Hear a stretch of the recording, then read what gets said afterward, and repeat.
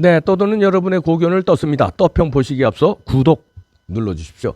저에게는 큰 힘이 됩니다.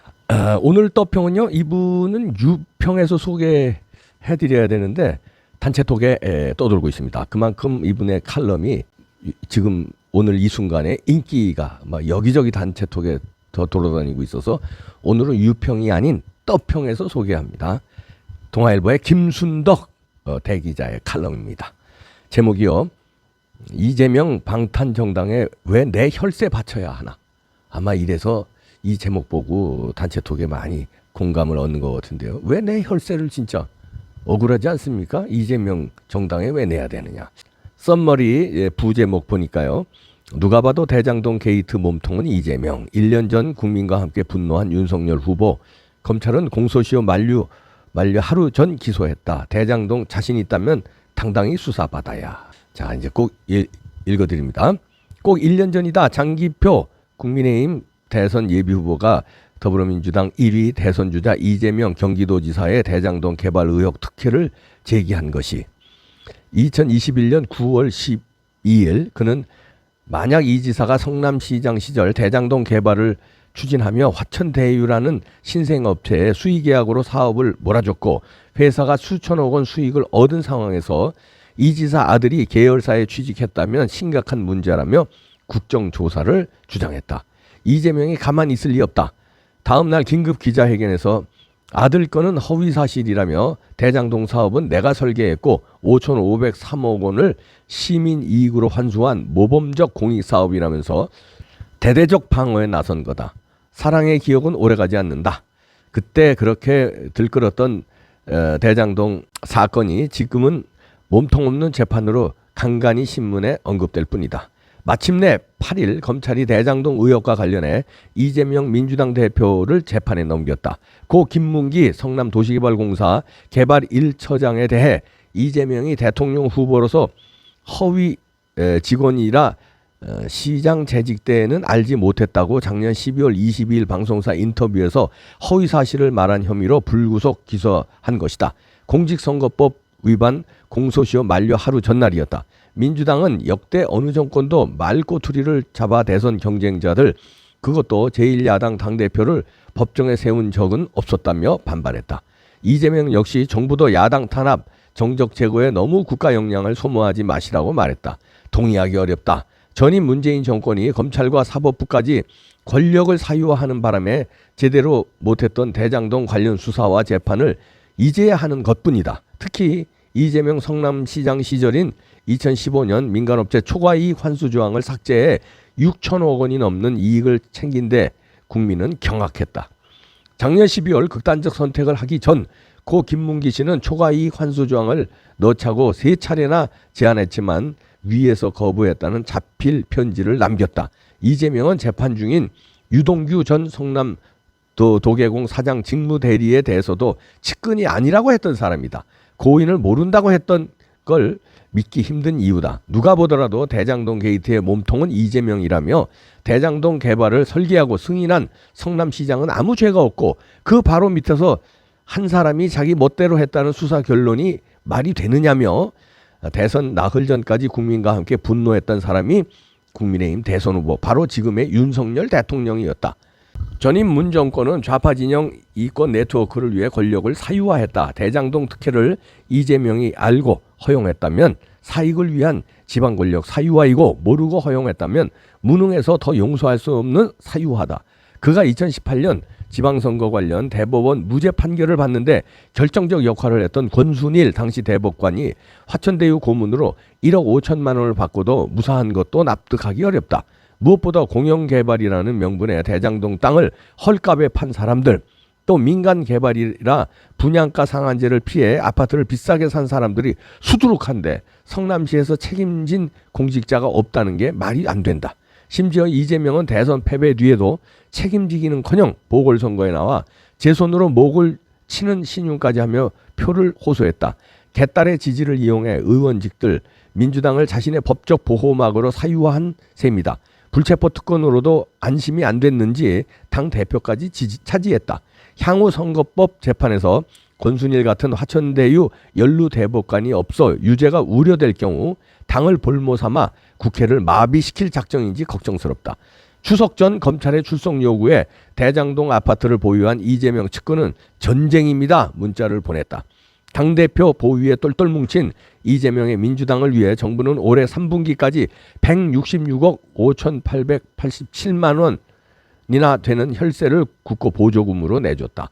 선거가 있으면 정당은 돈 버는 해다.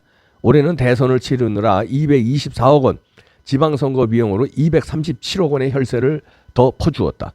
우리 헌법이 정당 운영에 필요한 자금을 보조할 수 있다고 규정해 놨지만 내가 지지하지 않는 당대표가 방탄 정당을 운영하는데 내 혈세를 쓰는 건 참을 수 없다. 이재명은 당당히 수사받기 바란다. 정방탄 조끼를 입어야 한다면 개딸들의 당비로 사입을 하는 말이다.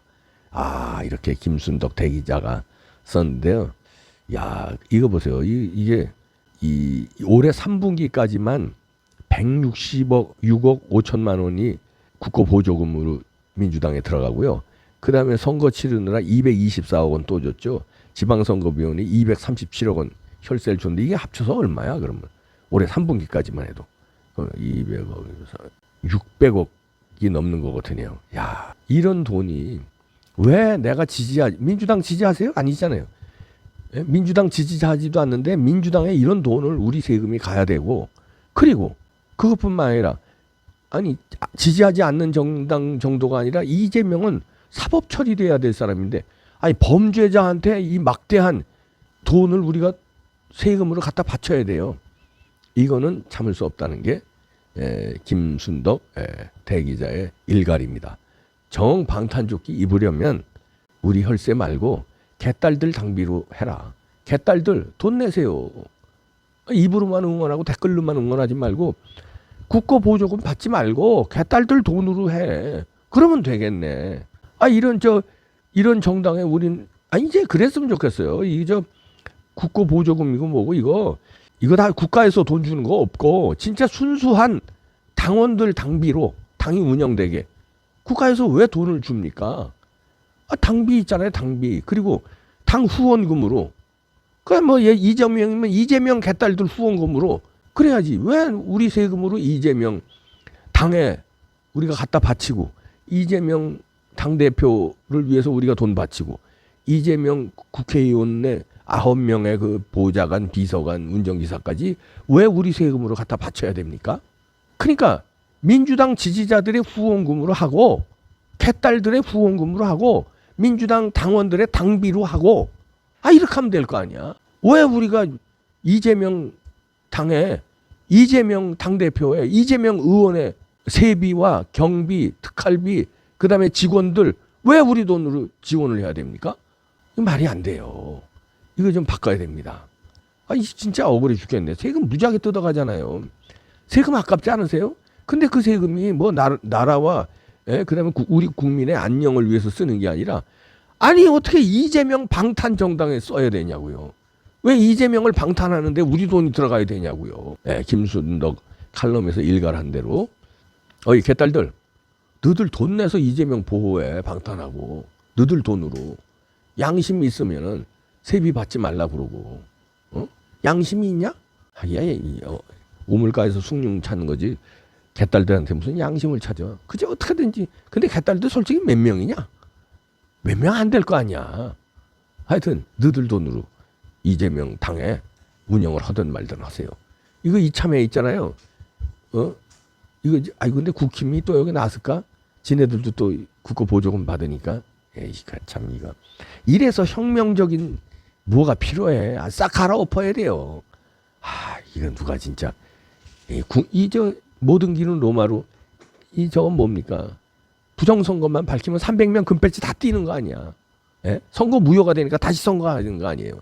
이때 좀 용감한 사람들이 나와가지고 잔다르크도 나오고 안중근 의사도 나오고 이순신 같은 사람도 나와가지고 세비 필요 없다. 세비 안 받는 걸로 하자. 정당 보조금 안 받는 걸로 하자.